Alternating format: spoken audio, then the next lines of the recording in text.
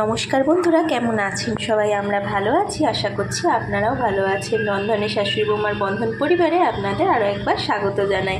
আজকে চলে এসেছে একটা ফাঁকিবাজি মাছের ঝোলের রেসিপি নিয়ে। ফাঁকিবাজি হলে কী হবে, ঝোলটা কিন্তু খুব টেস্টি হয়। তার জন্য বাড়িতে অল্প কিছু মাছ ছিল ফ্রিজে, 4 পিস মতো, সেটা নিয়ে লবণ হলুদ মাখিয়ে ভেজে নিয়েছি। আর এদিকে ফ্রিজে কিছু শীতকালীন সবজি ছিল, যেমন ওলকপি, আলু, বিনস, বেগুন, সেগুলো একটু পাতলা পাতলা করে কেটে নিয়েছি। আর নিয়েছি কিছুটা পেঁয়াজ কলি টুকরো করে কেটে, একটু গ্রেট করা আদা আর একটু টমেটো কুচি। চলুন মাছের ঝোলটা কিভাবে করি আপনারা স্কিপ না করে দেখতে থাকুন। এইভাবে করলে যেদিন রান্না করতে ভালো লাগে না, চটজলদি হয়েও যায়। আর ঝোলটা খেতে কিন্তু কোনো অংশে কম হয় না। গরম গরম ভাতের সাথে এই গরম গরম শীতকালীন সবজি দিয়ে মাছের ঝোলটা টেস্টি হয় খুব খেতে। চলুন তার জন্য কি করি আমরা দেখে নিই। ভেজে রাখা ওই মাছগুলোর তেলেই আমি দিয়ে দিচ্ছি সামান্য একটু 5 ফোড়ন, আর দিয়ে দেব গ্রেট করে রাখা আদা আর টমেটো কুচি আর কেটে রাখা পেঁয়াজ কলিটা। পেঁয়াজ কলি, টমেটো আর আদাটা তেলের মধ্যে একটু নেড়ে দিয়ে দিচ্ছি 2 দানা চিনি আর পরিমাণ মতো লবণ। আপনারা সবজি আর মাছের আন্দাজে মিলে লবণটা অ্যাড করে নেবেন। এইভাবে করে দেখবেন, যেদিনকে খুব একটা রান্না করার ইচ্ছা হয় না, আমরা তো মেয়েরা সব সময় রান্না করি রোজই, এক দিন তো ভালো লাগে না করতে, সেদিন এইভাবে ফাঁকিবাজি ঝোলটা করে নিতে পারেন হাতের কাছে যে কোনো শীতকালীন সবজি দিয়ে। এগুলো দিয়ে করলে একটু টেস্টটা বেশি হয়। শীতকালে তো বেগুনটাও ভালো লাগে, আর কচি ওলকপিটাও খেতে খুব টেস্টি হয়। আর পেঁয়াজ কলি করলে ঝোলের টেস্টটা আরও দ্বিগুণ হয়ে যায়। চলুন দিয়ে দিলাম লবণ আর চিনি। এবার এই পেঁয়াজ কলিটা একটু হালকা নাড়ার পরই দিয়ে দেবো কেটে রাখা সবজিগুলো। সবজিগুলো পেঁয়াজ কলি, টমেটো, আদার সাথে ভালো করে একটু ভাজা ভাজা করে নেবো। এই দেখুন সবজিগুলো একটু তেলের মধ্যে নেড়ে নিলাম। এবার দিয়ে দেবো সামান্য একটু হলুদ গুঁড়ো, সামান্য একটু জিরের গুঁড়ো, সামান্য একটু কাশ্মীরি লঙ্কার গুঁড়ো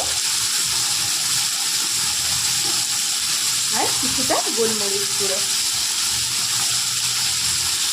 আর খুব সামান্য একটু ধনে গুঁড়ো। আর কিছু মশলা তেমন লাগবে না। একটু নাড়াচাড়া করে একটু ভাজা ভাজা হলে আমি এর মধ্যে পরিমাণ মতো জল অ্যাড করে দেবো। এই দেখুন সবজিটা একটু তেলের মধ্যে কষিয়ে নিলাম। এবার দিয়ে দেবো পরিমাণ মতো জল।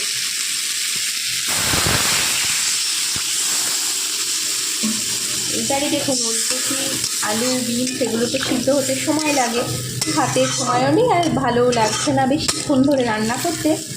আর তাই করব কি, এই কষিয়ে নেওয়া সবজিটা জল অ্যাড করার পর আমি দিয়ে দেবো একটি কুকারের মধ্যে। এই দেখুন আমি কুকারের মধ্যে কষানো সবজিটা শিফট করে নিলাম। এবার এর মধ্যে দিয়ে দেবো একটা বড় রসুনের কোয়া থেঁতো করে। এইটাই কিন্তু ঝোলের টেস্টটা আরও বাড়িয়ে দেয়। এইভাবে অবশ্যই একবার করে দেখতে পারেন আপনারা। ঝোলটা রিচ হয় না, হালকার মধ্যেই হয়, কিন্তু খেতে খুব টেস্টি হয় আর হয়েও যায় চটজলদি। সবজিটা দিয়ে দিলাম। এবার উপর থেকে ভেজে রাখা মাছটা দিয়ে দিচ্ছি।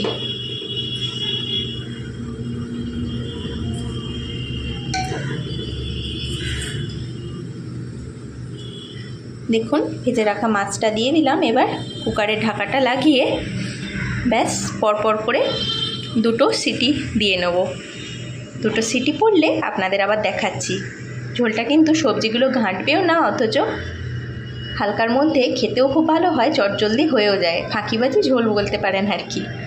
চলুন সিটিটা পড়ে যাক, তারপর আবার দেখাচ্ছি আপনাদের। এই দেখুন বন্ধুরা, 2টো সিটি দিয়ে আমরা কুকারের ঢাকাটা খুলে নিয়েছি। আমাদের ফাঁকিবাজি ঝোলটা একদম রেডি হয়ে গেছে। আপনার একবার টেস্ট করে এই সময় দেখে নেবেন সব পরিমাণ ঠিকঠাক আছে কি না। যদি কিছু কম বেশি হয় অ্যাড করে নেবেন। আর এবার উপর থেকে দিয়ে দেবো 2টো কাঁচা লঙ্কা ব্যাস, তাহলেই আমাদের মাছের ঝোলটা কিন্তু একদম রেডি পরিবেশন করার জন্য। গরম গরম ভাতের সাথে গরম গরম ঝোলটা দুর্দান্ত টেস্ট হয় এভাবে খেলে। চলুন এবার পরিবেশন করে দিই। এই দেখুন বন্ধুরা, আমাদের ফাঁকিবাজি ঝোলটা একদম রেডি হয়ে গেছে, আমরা পরিবেশন করে দিয়েছি। দেখুন তো কেমন হয়েছে।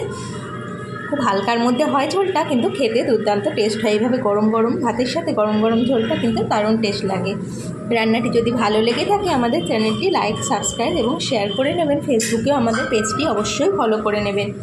ভিডিওটি এতক্ষণ ধরে দেখার জন্য আপনাদের অসংখ্য অসংখ্য ধন্যবাদ আর অনেক অনেক ভালোবাসা। আজ তাহলে আসি, আবার দেখা হবে অন্য কোনো দিন অন্য কোনো নতুন রেসিপি নিয়ে। ততক্ষণ আপনারা ভালো থাকুন, সুস্থ থাকুন।